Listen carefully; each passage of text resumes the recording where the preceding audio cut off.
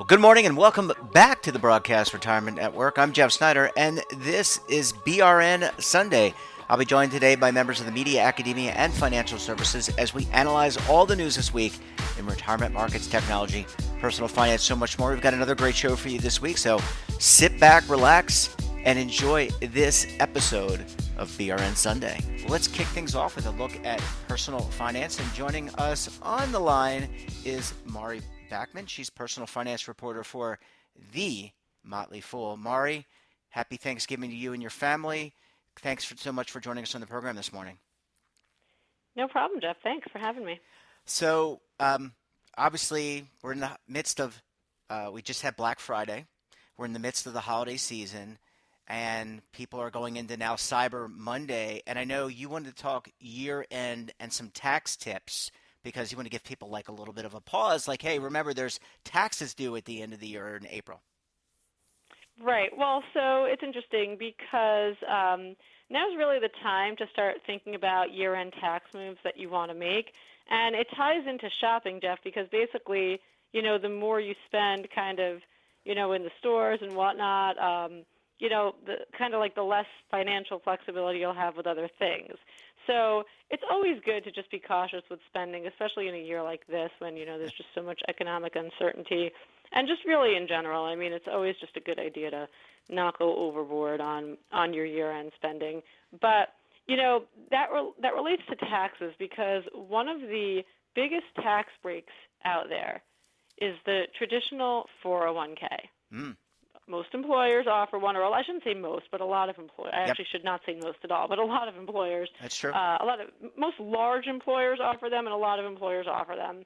And now is really the time where you want to start thinking about maybe, well, can I afford to put a little more money into my 401k for this year? And it ties into shopping, because obviously the more you spend, the less flexibility you'll have to do that. So with a 401k, I mean, and keep in mind, this is the traditional 401k. A lot of 401k plans these days have a Roth savings feature, which is a great feature, but it's just not what we're talking about right now. With a traditional 401k, the money that you put in is basically a tax break. It's money the IRS won't tax you on, and at the same time, it obviously goes toward your future. So, let's say you've been putting $500 a month into your 401k, this year. That's great. You're doing a great job, but that's not even close to maxing out.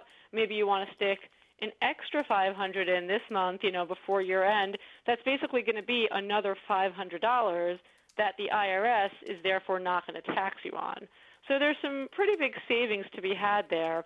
And I definitely like to tell people, put as much money into your 401k as you can, because the more you put in now, the more you get to invest and grow for the future. But also, I'm really a big believer in, don't break the law. Pay the IRS what you're supposed to, but also pay the IRS as little as possible, legally, of course, but pay the IRS as little money as you need to. There's no reason to give the IRS any more of your money than you have to. And why is that something important to think about now? People might be thinking, okay, well, sure, I've got till the end of the year to make these, 401k changes. Well, here's the thing. So 401k gets deducted directly from payroll. And some companies might have sort of like a finicky system where if you want to make changes to that, you need to let your payroll department know a few weeks in advance, or maybe at least one pay cycle or pay period in advance. So that's why I always like to tell people, if you're thinking of boosting your 401k contributions before the end of the year, don't wait till like December 20th to make that decision. Make that decision at, ideally in November, at the end of November, so that you can let your employer know that you want that change implemented, so that there's a couple more pay cycles in there for that change to go through. The last thing you want is to cut back on spending, and you've done such a good job and you've got the extra money and you can afford to get it into your 401k, and oops, you waited too long for a payroll change, so now you're actually not able to make that change. Yeah, and really good point about paying your taxes. You don't want to wind up like Wesley Snipes, a Hollywood actor who actually had to go behind bars because he didn't pay his taxes. But back, all seriousness aside, also if you're getting a bonus, some companies may provide a bonus. It may not be as big as in previous years. If the plan allows, as part of its definition of compensation for the bonus, you also want to think about, you may want to change your contribution rate, to take into account that bonus whenever that bonus is paid. But I think you bring up some great points, Mari, and you don't want to be left saddled with owing money and overspending during the holiday. I mean, I think people, by and large, are going to be a little bit more frugal and buy things that they need rather than buy things that they want. Like if they need a laptop for their son or daughter or for themselves, they'll do that, or a tablet, something to help them, or maybe some clothing, right? That's always a fun one if you're a kid to get clothing. You always put that one aside and go for the Star Wars toys. But I think you make some really great points, and people really need to think about that as we go into Cyber Monday. Right, exactly. And, the thing is, I mean, there's always going to be the pressure to spend because it's not so easy to, tell friends and loved ones and people in your life, hey, I'm cutting back this year. No one wants to look cheap and no one wants to look like, they're not in the holiday spirit. But I would really just, encourage people, and this is not a tax issue, this is just a general issue. I'd really encourage people not to rack up any sort of debt in the course of being generous over the holidays. Generosity should start at home. It should start with yourself. Do what you need to do with, for your family.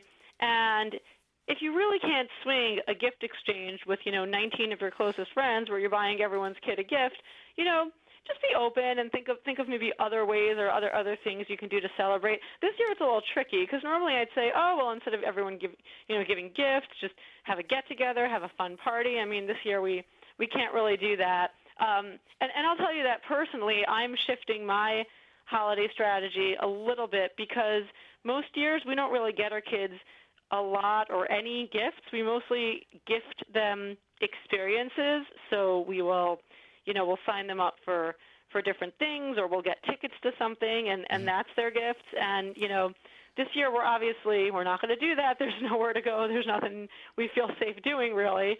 So this year it's the first time in a long time that we are actually planning to just load our kids up on stuff.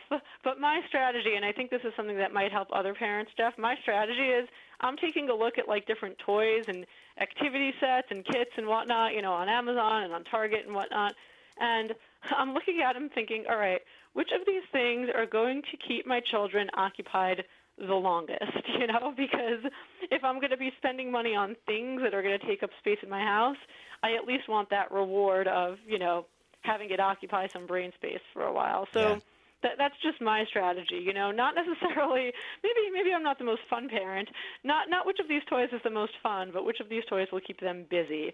That's an adjustment on me. Look, I think there's a lot of people in that situation. We've talked about it before with educating your kids. You're responsible, you're having your kids basically homeschooling them now, even though they're getting some direct. They're doing it virtually, right? I think you're doing that at home.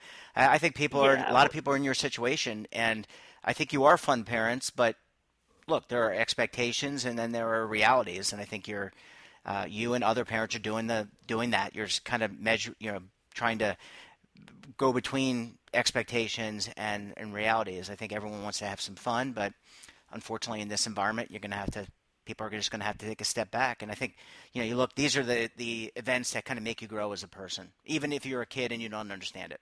I guess that's just my point of view. I mean, I have no children. I have 2 cats. That's what we tell the cats. Well, Mari, always a pleasure chatting with you. Good luck on Cyber Monday, and have a great rest of the week. We'll talk to you again very soon. Sounds good, Jeff. Bye.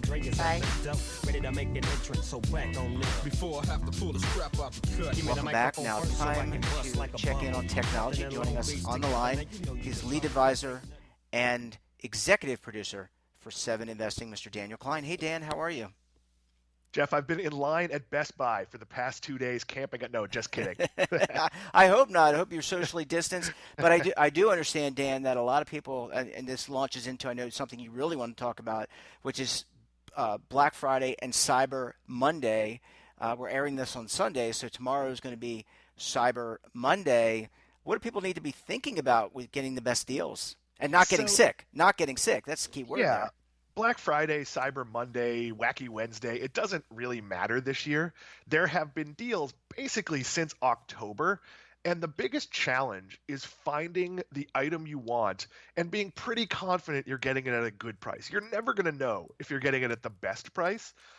So, what I would look for on Cyber Monday is it's going to be a really good day to buy Amazon branded products like Hmm. so Echoes and other I won't say her name because she'll activate devices. Same thing with Google, same thing with Apple. It might be the only day of the year. Apple doesn't run sales, but they'll often run like buy a Mac and get $100 gift card, like that type of deal. Hmm. So there will still be special deals on Cyber Monday, but what your best day is to get like a big screen TV or that new refrigerator, it's really know what you're going to buy, know what you think a good price is, and just keep track of it. I use a deal tracker site because I wanted to upgrade the television, the main television at our vacation place.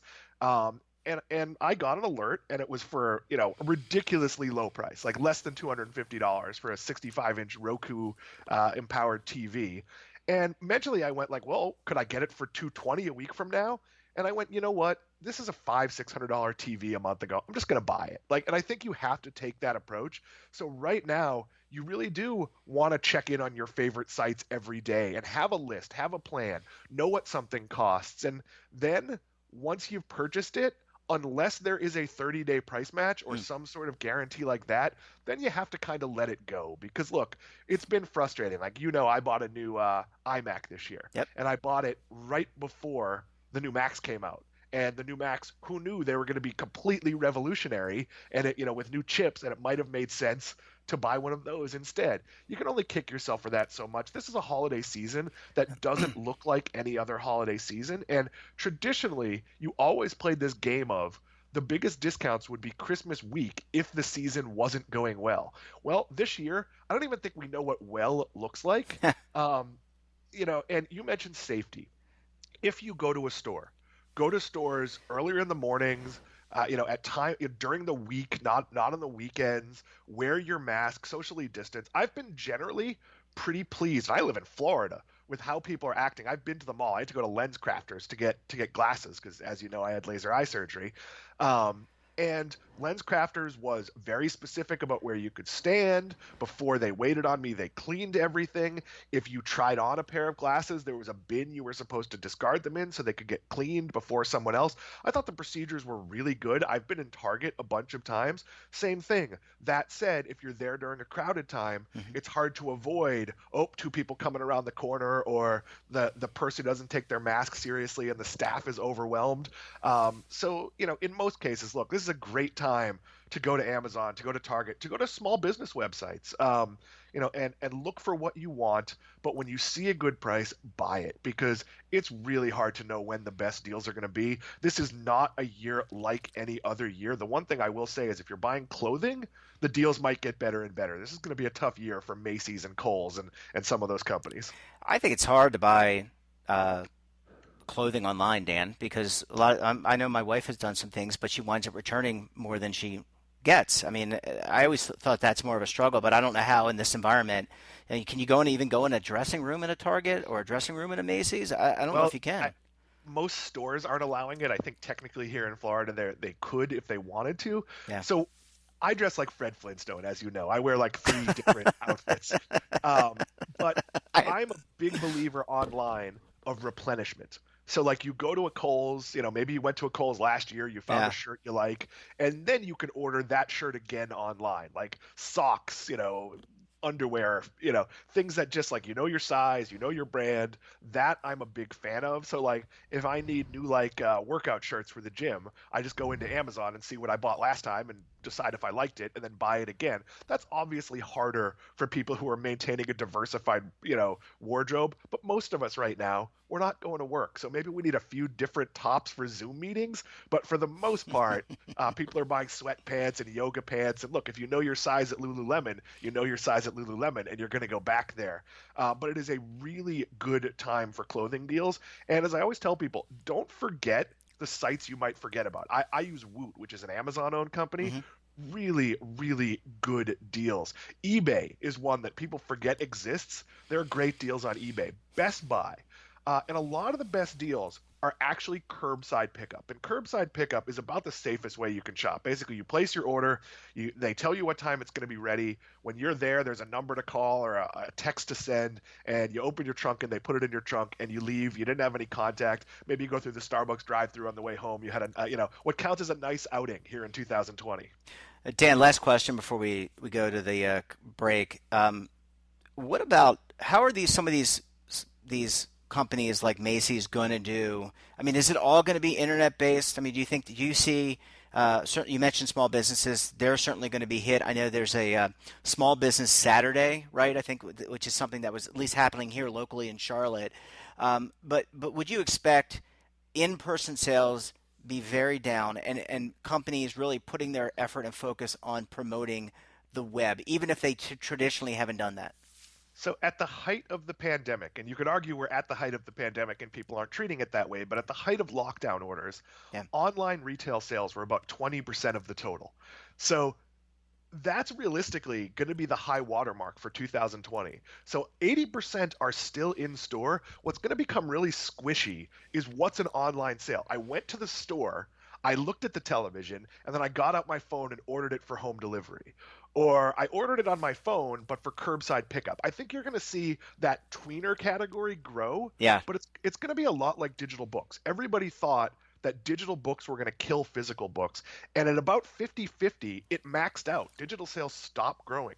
We don't know where the growth end is for digital sales, and some of that is going to change with something we talked about on the television network, which is AR and VR. Like, you can go to, say, Warby Parker and try on glasses on their website. That's going to get better and better and better. So that might increase certain digital sales, but people still like shopping. They like going to the store. They like being in a mall. I know, like, technically I probably could have ordered my second pair of glasses once I had picked out the first. I could have done it digitally, but some things you want to touch, you want to hold, so I don't think that good retailers are going to go away. Now, do I think Macy's are going to need to be as big as they are? No. If you're a Macy's, you're probably talking to partners, just like Target recently did with Ulta Beauty, where they're going to bring in stores within a stores. I think you're going to see more of that. You already see lens crafters at Macy's. You'll see more partnerships like that, and you will see a shrinking of the overall amount of retail space because we have too much. But that being said, I am not a doom and gloomer when it comes to well-run retail. Well, I guess we're going to have to wait and see when these numbers come in, Dan. Obviously, as you said, these are extraordinary times, and 2020 is like no other year. Dan, always a pleasure chatting with you. Looking forward, of course, to catching up with you again on Tuesday on the network. Until then, enjoy the rest of your weekend, and we'll talk to you again soon. Look forward to it. I'll see you then.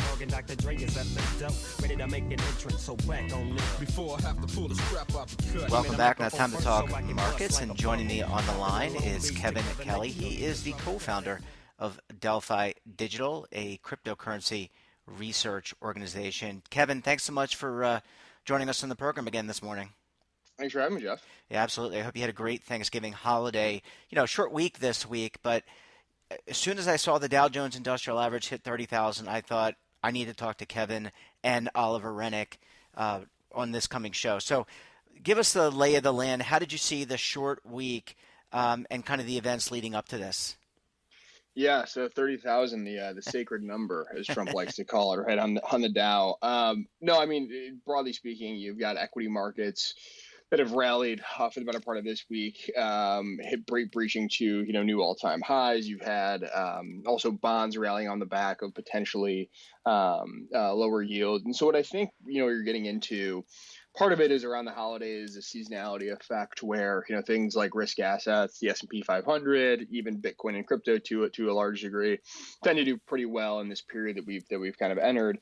But the other thing too is, I think as we get closer to year end, what's going to be really interesting is just kind of the 2021 outlooks and then the reallocation of capital based on those outlooks. And so, what the consensus kind of trade next year is looking at is something called this reflation trade that's getting a lot of press, which basically means that we're going to not return necessarily to prior growth levels, but Hmm. the economic recovery is going to continue into next year. It's going to strengthen in 2021, and basically what that means is, for some risk assets that can potentially be a good thing. But you look at something like gold. Gold has sold off pretty recently. It's actually broken down, but beyond some technical levels, in part because you're trying to see this reopening and this renewed enthusiasm for risk assets like equities. It's also a bit of higher real rates, which we can certainly get into if your listeners are curious. But there's kind of a combination of things right now that I think consensus is really starting to rally around this rosier outlook for next year. And so, not to be, the Grinch here around the holidays, but I do think that some of those consensus expectations around what growth can look like next year I'm still having a difficult time seeing, the types of robust recovery that some people are seeing. I'll kind of leave it at that. Yeah. Well, we never think of you as the Grinch, Kevin. I think we expect and all of our contributors to give us the information based on their own analysis. So we don't think of you as the Grinch. And I would say that look, I'm always optimistic about America. I'm optimistic about our economy. I know that we will continue to grow and evolve and innovate. But I think you have to temper that with just the coronavirus. We just don't know. We don't know when things will get back to some level of normalcy, right? And I think that has to temper your expectations for 2020, 2021. Let me ask you, Kevin, though. You mentioned kind of the sentiments and when people will start posting what they think for 2021. Is that a good time for people who are listening now to maybe digest, and maybe we'll talk about it later on this year, but begin to rethink their asset allocation? Because as we always say, you should at least look at your asset allocation at least once a year. So is that the proper time to take some of these estimates to go to some of the big banks like the JP Morgans, the Bank of Americas, other asset managers and say, here's what they're thinking and here's what I'm thinking? Yeah, no, I think absolutely. And again, to your point, there's certainly a difference between, shuffling around or reallocating and trading in out of positions versus, just to your point, having an understanding of where you're allocated. How, again, 2021 has been such a crazy year, not only what we've seen outside of markets with COVID-19 obviously being front and center, but everything that's happened in markets, right? If you think about where we were even back in towards the last few weeks of March. I mean, we were almost 30% off the highs, and now we've obviously come back and then some.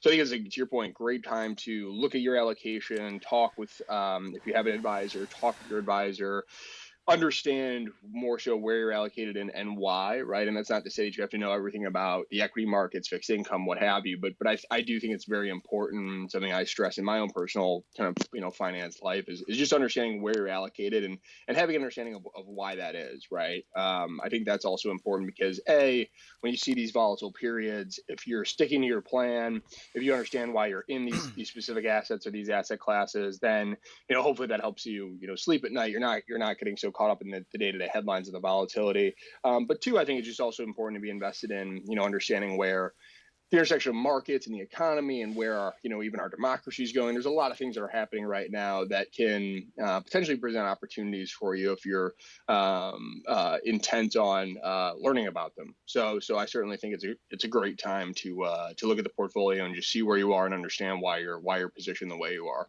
And Kevin, what about cryptocurrency? So, again, short week. We had talked last week about the rise of the re-rise, the continued growth of Bitcoin, maybe, and crypto. How did cryptocurrency kind of react?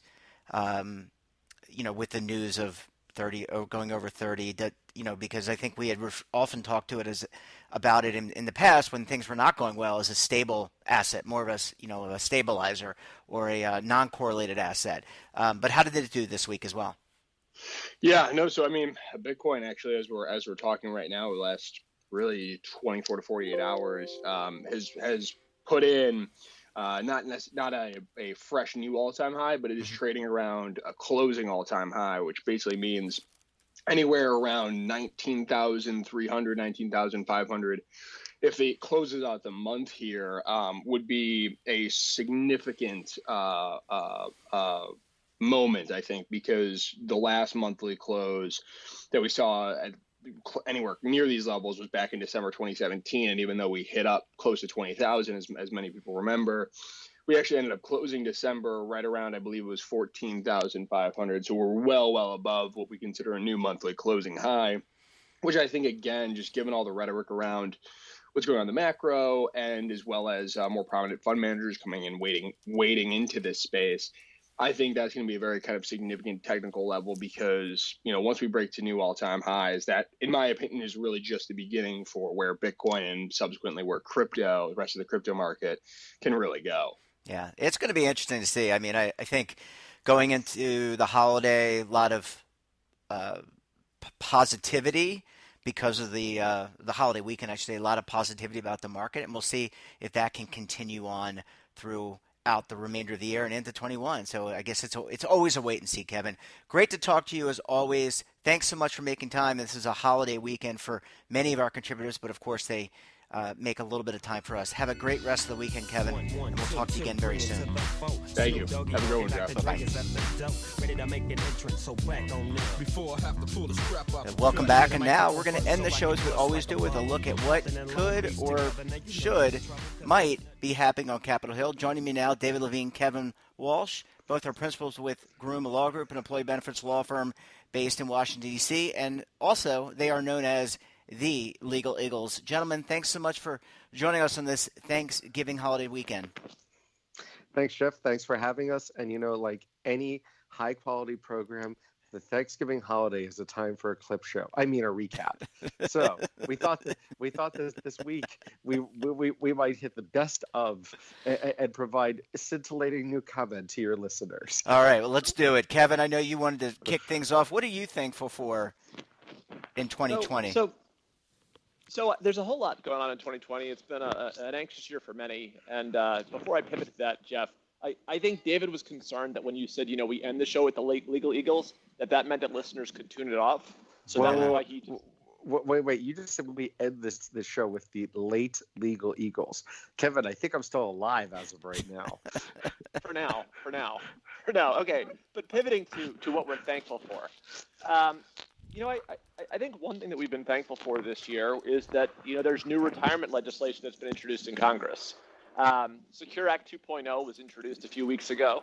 And while, there's still a struggle ahead, it seems like it's a bipartisan piece of legislation that's designed to, increase coverage, close the coverage gap, and help Americans save more for retirement. And the thing that I'm most thankful for about Secure 2.0 is that it's got bipartisan sponsorship. So, even in this divided time, we're seeing Republicans and Democrats work together. David, do you have anything you're thankful for? I am thankful for that incredibly positive commentary, Kevin. That was really, really good. I am thankful for some things in a professional sense here. I am thankful that our regulators, whether or not we always agree, have been really good about getting us a lot of guidance this year. We all know that not everybody likes what comes out from the IRS, the DOL, the SEC. But if you look at just what has come out, all the efforts on COVID relief from all of these agencies, and the efforts to move long-stalled projects at the DOL and the IRS trying to make CARES work, and even giving us secure guidance, I think it's positive. Just as you said, Kevin, bipartisanship in retirement legislation is more of a norm than an exception at this point, which is great. And there's always the talk that the federal government is broken. I'm not going to get into the politics of that as to whatever people think. I will say, you know what, Kevin? I decline to answer that question under the grounds it may incriminate me. Instead, what I would say instead is that it is a sign that at least in our area of the world, things work, and we're still getting guidance out. And as I said, we don't always agree necessarily with all of it, but I appreciate the efforts. And it takes a lot of work of a lot of really hardworking folks, both political and career staff, to get this moving. And we should be appreciative that we have a community where people actually engage with each other and try to move the ball forward. David, I think that's a great point. I'm thankful for something similar, which is, and I'm kind of Kevin's upset that you stole that one. Kevin's thankful for missing participants. I know. Finding missing participants. I'm thankful when they get found. But related to that, missing participants is an area where we don't have notice and comment regulations. I'm thankful that agencies and the courts seem to be encouraging the government to go through the regulatory process more often. And you look at the guidance that's come out this year, whether you agree with it or not, financial factors, lifetime income disclosures, the Department of Labor in particular seems to have made a real big effort to go through rulemaking, to solicit comments from the regulated community, to solicit comments from participants, and then to issue rules so that people actually have an opportunity to come into compliance as opposed to, having to guess what the agency's views on the topic are. So I'm thankful that the government seems to be moving in a direction where they provide notice. That's a good point, Kevin. I'll end with one last one. I am thankful at this point, as we look at the land of litigation. Nobody. You're not closing with Jeff Snyder? I thought you were going to close by saying you were thankful for Jeff Snyder and the opportunity to attend on the Weekly Pulse. Oh, I am very thankful for that. I appreciate that. Thank you, Kevin. I figured you would steal the thunder, so I said my last comment because I figured you'd close this out since I opened us today. But now that you've stolen my thunder, you know what? I was going to talk about litigation, but I'm just going to cut myself off because, well, you did. So therefore, thank you, Jeff. Well, you got to clarify. Everything you can't do. Be thankful for litigation. Right now, it sounds like you're thankful for litigation. That's true. Let's put it this way. I am thankful to see that that as a defense side person, that at times the courts are not having every litigation go to sort of the full mill. Litigation takes a lot of time, a lot of effort. And sure, does it work for lawyers? Absolutely. And I'd be lying to say that's not good for a firm like ours.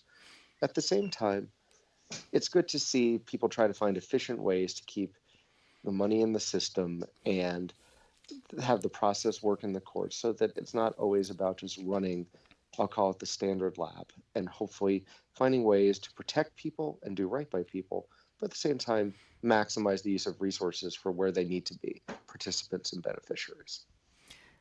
So David, next week, are you going to talk about the contours and ins and outs of discovery disputes and cybersecurity claims? It sounds like you're looking to get weedy on the litigation front. You know what, Kevin? It's fascinating you say that, given the hypocrisy that you suggested that for this week's call. But, oops, did I say that out loud? You can tell but I'm thankful for Kevin and his creative ideas. So for all our listeners, thanks for listening. This is what we do prior to our calls. We debate things that we figure will put you to sleep. Potentially like this segment. No, I think. Look, I appreciate you guys coming on a holiday weekend, and wish you the very best. And I'm thankful for everything that all of our contributors contribute each and every week to here on the program, but also on the network. Enjoy the rest of your weekend, gentlemen, and we'll talk to you again very soon. Thank you, Jeff, thanks for having us on. We know you appreciate your contributors and David. So enjoy Thanksgiving, everybody. And you know what? And you know what, Jeff? If that's the case, just remember, your sympathy inclusion of Kevin is recognized by all. I appreciate that. Gentlemen, take care. Great to talk with you. All right. Bye. Well, that wraps up this episode of BRN Sunday. Don't forget, we're back again tomorrow on BRN AM.